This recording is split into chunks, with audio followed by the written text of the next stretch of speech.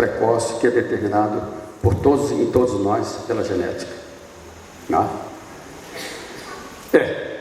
Eu acho que o que é um pouco frio falar sobre isso, mas isso aqui é o aspecto da doença enquanto o estudo genético, como ela se manifesta, como e por que ela aparece, ainda, apesar das citações de que existe uma série de situações que podem fazer com que essa doença surja, né, na gravidez, ainda a ideia da mulher mais idosa é um fator ainda determinante na taxa de incidência e prevalência da doença. De incidência.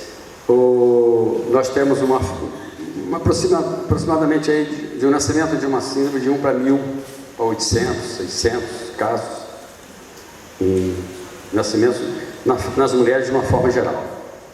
Se vocês pensarem que eu estou sendo machão, eu estou citando livros e pesquisa, porque eu estou dizendo que não tem muita referência com os homens, então teria mais a ver com os ovos do que com o esperma, né, com o espermatozoide. Mas a realidade é que não tem determinações ainda mostrando que o espermatozoide seria isso, apesar de alguns estudos serem feitos, parece que ainda está relacionado à mulher. Por isso que a incidência é muito maior em pessoas, mulheres com idades acima de 40 anos. Isso só não ocorre com alta frequência porque a maioria das mulheres tem filhos antes, né? É raro você encontrar uma mulher que 40, quer dizer, não é raro, mas é pouco provável, estatisticamente, que você tenha mulheres acima de 40 anos que tenham filhos. Isso leva a crer que famílias que têm síndrome de Down, mulheres com idade avançada, esse índice cai para 1 para 50 nascimentos. Ainda é raro, mas a frequência é muito grande. De 1 para 1.000, para 1 para 50, 1 para 100. Se tiver síndrome na família, também, né? Se eu já tenho um caso na família de síndrome de Down, também aumenta o meu risco estatístico de possível de ter uma gravidez que evolua com a síndrome de Down.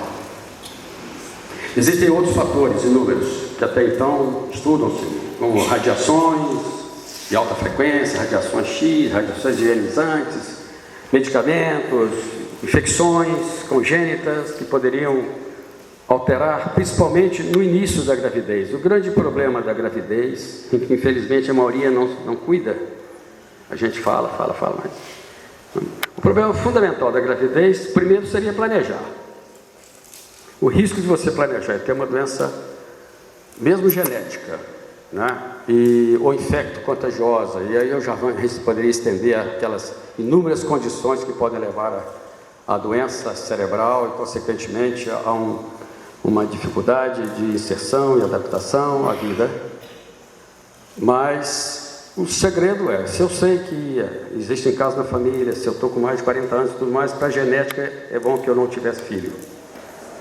Mas se eu resolver ter filho, independente da idade ou não, né, o ideal é que eu me ativesse, melhor dizendo, aos primeiros semanas de gravidez, porque é quando ocorre, né, as grandes alterações orgânicas. A gente chama esses 3 primeiros meses, que é os 3 meses mais negligenciados da gravidez. Aí a pessoa bota a mão na cabeça, rapaz, eu acho que eu estou grávida, estou com 2 meses. O risco maior é nessa primeira semana, segunda semana, porque se vocês imaginarem que no momento da fecundação eu sou uma célula, e segundos depois eu sou 4, 8, 12, 16, 32, 64, né? 128, 256, em questões de horas a multiplicação é muito grande, então o risco de sofrer uma mutação por um fator estranho qualquer, mutação é uma anomalia genética, é imenso, né? Então, quer dizer, eu resolvi ter um filho, eu e a minha companheira, vamos ter sim, mas vamos preocupar que agora eu não posso me submeter a radiações, eu não posso beber, não posso fumar, não posso tomar certos remédios, eu não posso fazer um monte de coisa, eu não devo, eu não posso. Às vezes eu pego uma pneumonia, eu vou ter que tomar antibiótico, mesmo grávida com 2 meses, 2 semanas de gravidez, que afinal de contas, no binômio mulher e embrião, a primeira pessoa que vem é a mulher, tá? Mesmo que fosse necessário um aborto terapêutico, teria que ser feito. se por acaso ocorresse a possibilidade de eu ter que submeter a um tratamento que pudesse trazer um risco imenso a essa gravidez. É claro que é uma decisão pessoal de cada um, mas os riscos são muito grandes.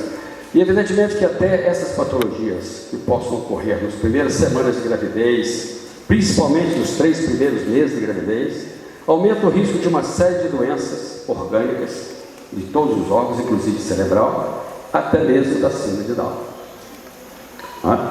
Então, eu penso que não vai durar 2 horas. Eu acho que agora nós poderíamos passar, uma vez que conhecemos essas características básicas do síndrome de Down, seu aspecto que é caracterizado basicamente por 2 sinais clássicos: atraso neuropsicomotor, que pode variar de leve a grave, depende de uma série de aspectos genéticos. E